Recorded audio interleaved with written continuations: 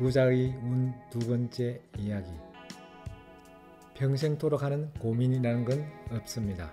사람이 살다 보면 이런저런 일을 겪게 됩니다. 즐거운 일도 있지만 때로는 괴로운 일도 있지요. 여러분 중에는 지금도 고민거리가 한가득인 분도 있을 겁니다. 그런데 고민이라는 건 과연 무엇일까요? 각자 나름대로의 정의가 있겠지만 제가 생각하는 고민의 정의는 자기의 힘으로는 어떻게 해볼 수 없는 문제입니다. 어떻게든 해결할 수 있다면 벌써 행동으로 옮겼을 테니 고민거리로 남지 않았겠지요. 어떻게 해볼 수 없으니까 고민하게 되는 겁니다. 그런데 생각해 보세요. 평생토록 하게 되는 고민이라는 건 있나요? 그렇지 않습니다. 여러분께 질문 하나 하겠는데요.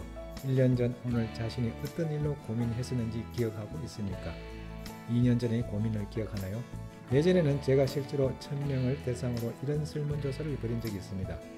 그런데 1년 전 고민을 기억하고 있는 사람은 단 한 명도 없었습니다. 따라서 지금 당신이 하고 있는 고민도 1년 뒤에는 분명히 사라집니다. 왜 그런 걸까요? 고민이라는 것은 자기 멋대로 사라지는 것이기 때문입니다. 자기가 어떤 행동을 취해서 고민이 사라졌다기보다는 그저 자연스럽게 사라진 것입니다. 시간이 해결해 준 것이지요. 즉 시계의 침이 돌아가면서 고민도 서서히 없어진 셈입니다. 다시 말해 시간은 당신 편입니다. 그러니 지금 고민이 많다고 해서 너무 자책하지 마세요. 나는 아무것도 하지 못하는구나. 나는 정말 무력한 사람이야 라고 생각할 필요는 없습니다. 그렇게 생각하는 사람도 실제로는 뭔가 하고 있는 겁니다. 고민이 있는 사람은 대체로 이런저런 걱정을 합니다. 그런데 생각해 보세요. 걱정하는 것도 분명 하나의 행동이지 않나요? 그런데 인간에게는 자신이 생각하는 것을 끌어당기는 힘이 있다고 합니다. 따라서 걱정을 할수록 오히려 안 좋은 일이 더 생기는 것이죠. 우스갯소리지만 바람 피운 걸 걸리면 어떡하지 하며 걱정하는 사람은 결국 들통난다고 합니다. 따라서 고민거리가 있더라도 괜히 가슴 졸이며 머리를 쥐어뜯고 있을 필요는 없습니다. 그럼 어떻게 해야 할까요? 그저 시간에 맡기세요. 똑딱똑딱 시계 바늘이 돌아가는 소리가 운이 좋다 운이 좋다 라는 소리로 들려야 합니다. 시계가 돌아가는 소리를 들으면서 시간이 내 편을 들어주는구나 라고 생각하는 걸로 충분합니다.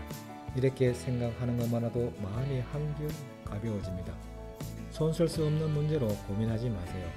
철학이란 자기가 행복해지고 흘러넘치는 행복을 남에게 베풀 수 있을 때 비로소 진가를 발휘하는 것이 아닐까요? 그리고 저는 철학의 목적은 혼자서 해결할 수 있는 것은 스스로 해결하는 그런 인간을 만드는 데 있다고 생각합니다. 물론 세상에는 혼자서 해결할 수 없는 문제도 있습니다. 예컨대 지진이나 갑작스런 사고는 자기 힘으로 어떻게 막을 수는 없지요. 길을 가는데 갑자기 무언가가 머리로 날아오는 일도 마찬가지입니다. 살아가면서 이러한 사고는 피해갈 수 없습니다. 그리고 언제 닥칠지도 모르니 딱히 대처 방법이 있는 것도 아닙니다. 하지만 전혀 방법이 없는 것도 아니랍니다. 그럼 이를 해결하는 방법은 뭘까요? 도저히 손을 쓸 수 없는 문제에 대해서는 더 이상 고민하지 않으면 됩니다. 자꾸 고민하니까 괴로운 겁니다. 고민하지 마세요. 그러면 괴롭지 않습니다.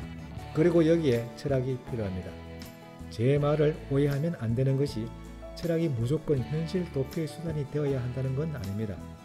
자신이 해결할 수 있는 문제는 다 해결하고 난 다음에 현실을 직시하자는 겁니다. 저는 이러한 철학을 가진다면 어떤 분야에서는 성공할 수 있다고 생각합니다. 사업을 할 때도 마찬가지입니다.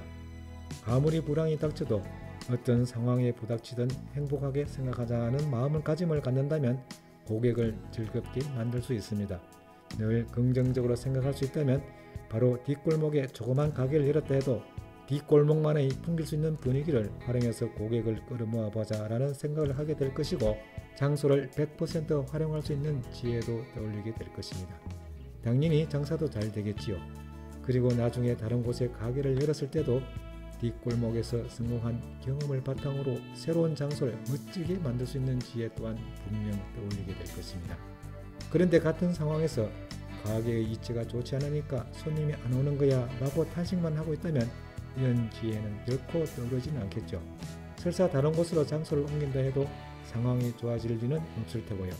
그래서 저는 사업에 있어서는 철학을 중시합니다.